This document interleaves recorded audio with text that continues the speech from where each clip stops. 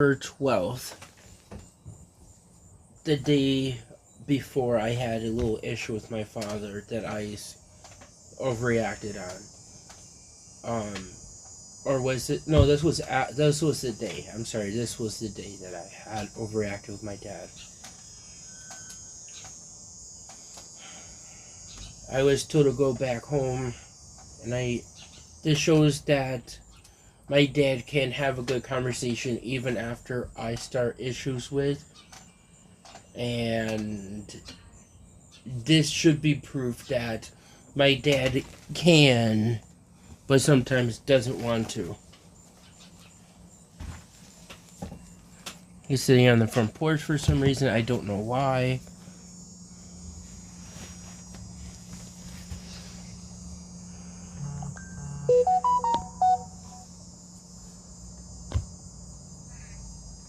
I'm going to fast forward a little bit further to when I come up.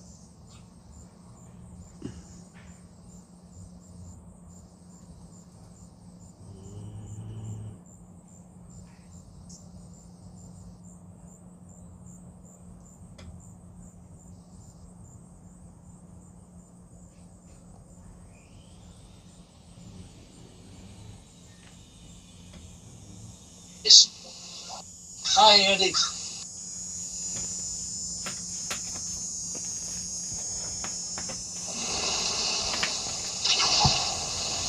And it's hurt my back doing this. But I did it anyways, which sucks. How's your duck? Hi, Andy. He's the one who wants me to come back home. Hi, Andy. Hi. Look much better. It is. Hi, Dad. I wish you would realize what I go through and... Hi, Andy. Hi. So my dad says hi, Andy, as his way of reminding me to say hi, Dad. And that helps me. How's your duck? Hi, Andy. He's the one who wants me to come back home. Hi, Andy. Hi. Look much better. It is. I wish you would realize what I go through and stop expecting me to, you know what, Andy, do things I can't do on my own. I wish you'd understand what I'm going through. It's hard when I goes for both of us. It does. And that's a big problem. Yeah, it is. Better off just to walk away and not say anything. Just after we got your schedule done and everything. And diversify it and then just left it as that. I mean, I really wanted to take you out for lunch, calm down, talk to you alone without even Joe, and you didn't want to go. Let's go. But I didn't want to go to the McDonald's there. I really wanted to go there. Not to eat, but... Yeah, you were so upset you couldn't do it, and that's a problem. You should be able to go out and talk about it, Andy. Get something to eat. Sometimes alone helps you feel better a little. It hurts. Did you yes, I did. It hurts me when I hear my family, the way they talk about me and expect me to do things I can't do on my own without help. And then make it sound like I'm trying to take advantage of you guys or be lazy. And I'm not. Wow. And then to try to use my behavior. We're trying to get help for your mother. It's very difficult. Just like you. I think she's depressed. We gotta, here's the problem. I even bought her an apple pie. I called her up. And she doesn't want it. And she says she wanted it. So when we got home, she didn't want it anymore. She's not hungry because she just ate a peanut butter and jelly sandwich. You know when she ate the peanut butter and jelly sandwich that I made? When? Before we left. And if I remember, we left about 1:30, 1:42, something like that. You know something, Dan? And get this. At 5 o'clock, she's still full. She's not interested in eating. And I checked her water again. This is the second time I checked it because I try to give her water fresh in the morning and later on in the day because she used to complain she always wanted water. Okay, guess how much water she drank? How much? About this much out of the glass. Used to be, when I had to fill it up, I would either have an empty glass or I'd have to use a large glass. With her, I don't even have to use that anymore. It's a small one. And what if she was one of the diagnoses she had in the emergency room the other day? What? Depression? No. Dehydration. Besides her, what do you call it? Iron. That's what plans for. It's taking.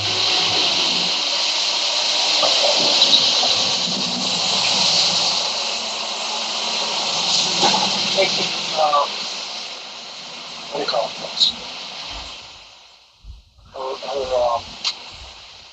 Over-the-counter iron pills, and there's only one strength in them. So I called the doctor, and unfortunately left a message, but nobody called back. Read this. And I also called the place where she was supposed to call the other day. Remember when she was at McCully and she had to go in the hospital for a few days? Yeah. And they took everything in their room and stored it. Well, they lost the power supply to her heart thing, monitor. Yeah.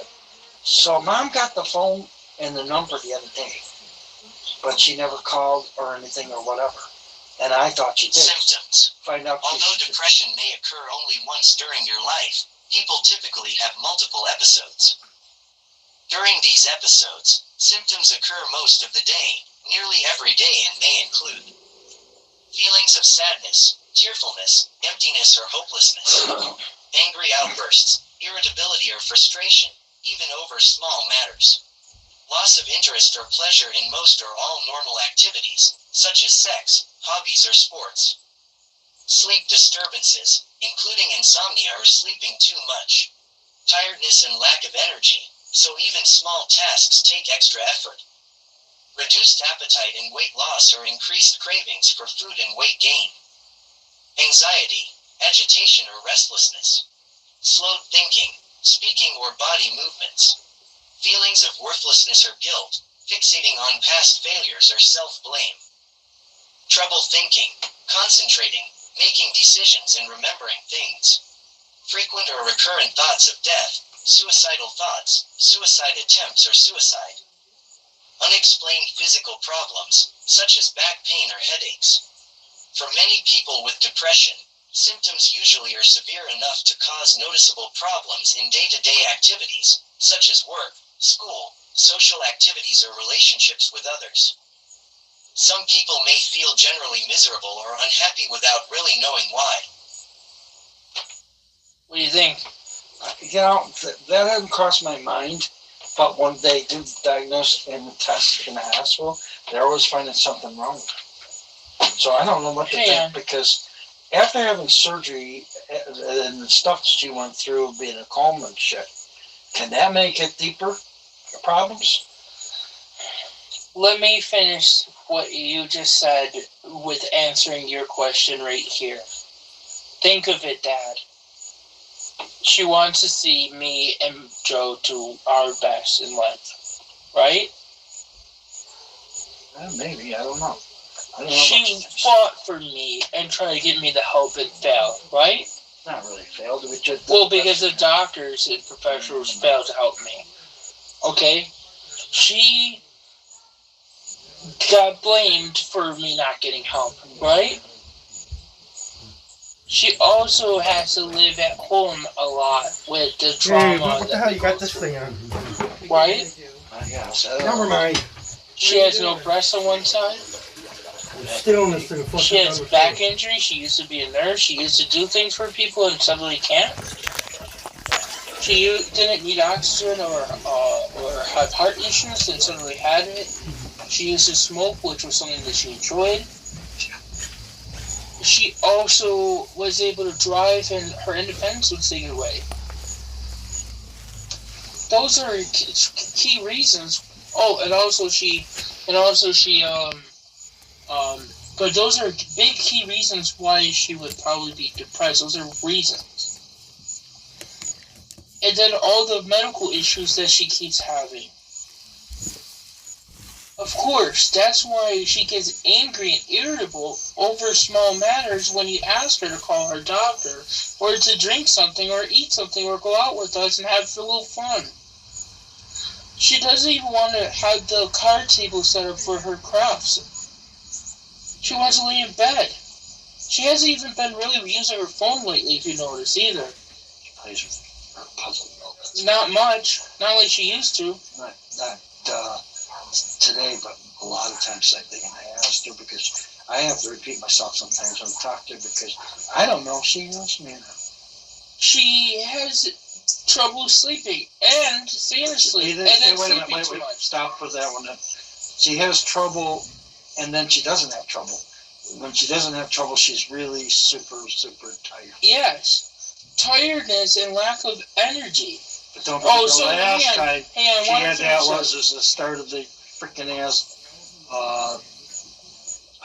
kidneys. And don't forget something about Come on Mercy. When they did diagnosis on Joe and even diagnosis on you, majority of the time they sent you home, you were okay. You actually got to go there multiple times to get things done. But can I please finish? Mm-hmm. So, people who are depressed can stay up for hours and weeks on end without any sleep. Some people with depression actually sleep too much or have trouble staying asleep. They have trouble with doing small tasks like walking, to eating, doing certain things that they used to be able to do that they just can't do. They don't have the energy or willingness to do. Okay? Reduce appetite, weight gain, or weight loss. Sometimes you can overeat and be depressed. Sometimes you may eat very little. Anxiety, agitation, or restlessness. She has trouble thinking, communicating, and you know how she fidgets with everything? Dad? You know how it takes her forever to get out the house? That's the slow thinking and behavior movements that that it's to talk about. But she's been doing that for a while. Hang on. I notice when she has a clear day, she has more energy those days. She wants to go out, remember? Yeah. But then the other days she's not clear-minded and she doesn't want to move out or do anything. That's a sign of depression right there. The brown? But hang on. Trouble thinking, concentrating, making decisions, and remembering things. Some people with severe depression get so depressed, Dad, that they don't even want to die. They don't know what they're doing. They don't even have any suicidal issues or things. They just stop eating and stuff. When you're depressed, your mind slows down, which you're more paying attention to more pain and headaches. I don't know if you realize that. People who are older have more memory problems and personality changes when they have depression. They have more physical pains and aches, which is one thing that I noticed with you. They have more fatigue, loss of appetite, sleep problems, or loss of interest in things. These issues are not caused by a medical issue. Hang on, let me finish. Often wanting to stay home rather than going outside and socializing or doing new things. And who doesn't like to go outside and do anything? Mom. So why are you comparing her with me? No, I'm saying these are what Mom has issues with. So I'd rather be outside than in the house, you know that. Yes, so do I. I'm kind of tied up because of Mom. But I have to do it because of the way she is. But the problem is, Mom has all those symptoms. Why is nobody looking into it? Yeah, she has kidney failure. I think but not drinking anything can cause her kidney failure to be worse. I know, Andy, but here's the other thing. I think they're mainly concentrating on her medical because of all the incident of her being in the hospital and have emergency surgeries and all this other crap. Yeah, but she's known to do that because, like, even what's his name said, and I have to agree with him. She is her only and worst enemy. Yes, but and you know the funny part about it? You want to know the funny part about it? What? She'll admit it. That's sad. Dad, can I say something? Last night I told Mom when I was trying to get her to come downstairs and figure out why. She said she hurt too much. Okay, I'll give that to you, Mom. As I know your back hurts. So does yours. Yes, but I told her, Mom, when I keep moving and doing things, my back feels better. You just gotta take more breaks, like I do. But it doesn't mean you can't live without, or be without a life and doing things, because you hurt. I asked her, you gonna let pain run your life? She didn't like that. I know that because she basically said no. And I said, well, Mom, I have sensory issues. I still wanted to go doing things and going out in the community, even with my ears hurting me. I still wanted to go to a concert, and I still want to go to Sabres games. But, Mom, just because I have a sensory issue doesn't stop me from going to try to enjoy like everybody else. She didn't like me saying that. I told her, Mom, just because I wear diapers and need help cleaning it up and managing it doesn't mean I can't go out and enjoy life. You're going to let your disability and medical issues run your life? That's not right. Back is hurting me. You have, and I told her, you avoided death 3 or 4 times already, Mom. At least you would want to live a little bit, knowing that you avoided death so many times. With life. I asked her, is around distress? And you and me both can't argue that. Or deny that is what happened. You know? I said, Mom, you did make those statements. You did. Lauren's office. Well, why did I say that, Andy? And I wanted to talk to Lauren. Not even just going to that. With all his patients is a psychiatric test. I don't know. Certain bits are not the full story of things. People. I can only guess. Doug's not a medical professional. Why is he not scared of me? Andy, but they deal with people similar like you all the time. They have people working there that are disabled too. You know that. Even himself. Okay, Dad. Okay? I don't know the real answer. Dad? I can only guess. Monsignor Carr had people who dealt with people with autism. They didn't have to be scared of me. There had been a reason why. Maybe something to my medical records that I don't even know about that is scaring people that is not even true, or fabricated, or exaggerated. Have you ever thought of that one?